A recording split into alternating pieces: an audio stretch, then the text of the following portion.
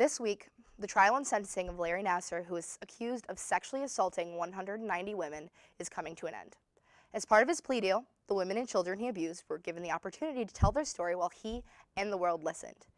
This deal provided a platform for women to speak up about their abuse, and it also served as retribution for this man's disgusting crimes against them. Apparently, however, this retribution was too much for Nassar, who stated that he was concerned about how listening to these statements might affect his mental health.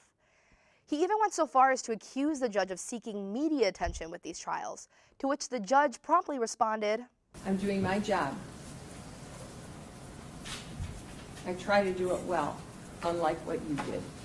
This story is not only horrifying because of the enormous number of young women and children who were sexually assaulted under the guise of medical treatment by a man they were told they could trust, but it is especially horrifying because the first report of Nassar's abuse was made to MSU in 1997. The reason there are so many accounts of sexual abuse is because this man was allowed to continue to treat young women and children for 20 years after he was first accused.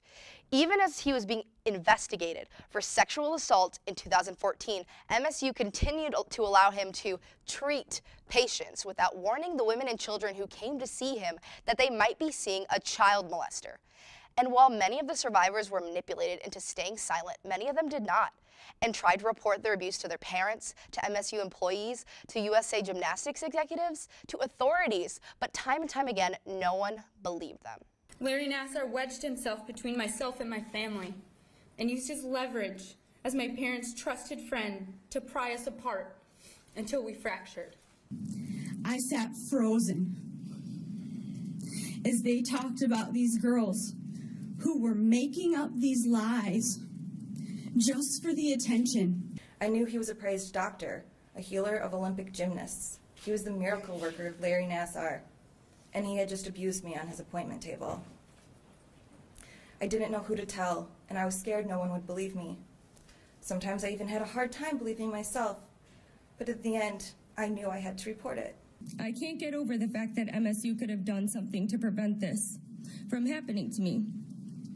And the individuals that turned a blind eye to the monster that is Larry Nassar. Despite a damning amount of evidence that President Lou Ann Simon was aware of the accusations against Nassar, such as when she allowed Nassar to continue training girls during the Title IX investigation in 2014, she is refusing to resign. The Board of Trustees decided to support this decision 10 minutes into their meeting with her. According to the vice chairman of the board, they decided to support her because she is good at bringing money in from donors and, quote, "there's so many more things going on at the university than just this Nassar thing." I'd like to take a moment to comment on MSU's Board of Trustees, as well as the president of MSU, Louanna Simon. How convenient that you've decided not to attend today. You are a coward, and your decision to watch from the sidelines is perfect representation of your lack of leadership. It sickens me that for 16 months you allowed Larry Nassar to continue to see young children under your guidance while he was under investigation for sexual abuse. It was hard telling my story, but I could rest a little easier knowing I was helping protect future potential victims. The investigation done by MSU was brief and sloppy, and it left me feeling disposable and worthless. After asking a few of his friends if what he did was inappropriate and getting a collective answer of, "well, I would have done it differently, but I guess what he did was okay," Larry Nassar was cleared to practice again under new guidelines that were never actually enforced. My last treatment was in August 2016. A week later, he was let go by MSU. MSU Sports Medicine charged me for those appointments. My mom is still getting billed for appointments where I was sexually assaulted. So it's no wonder that the survivors, who've put up with being dismissed for years, feel that they're being brushed off. Multiple survivors have spoken to news outlets about their frustration at the lack of public outrage at MSU. They said that they feel people are uneducated about the extent of the cover-up, including a survivor who reported an appalling amount of ignorance among the students and faculty at her current school, the University of Michigan. Which brings me to an important point. The University of Michigan's absolute silence about the events that have transpired at MSU.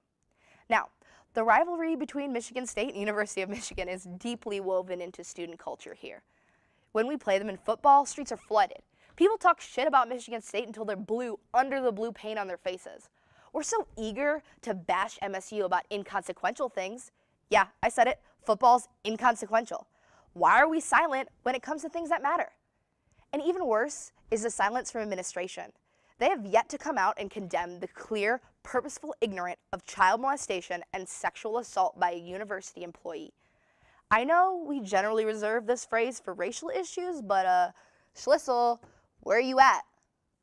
We need to let these women know that they're being heard, that they're not just speaking into thin air.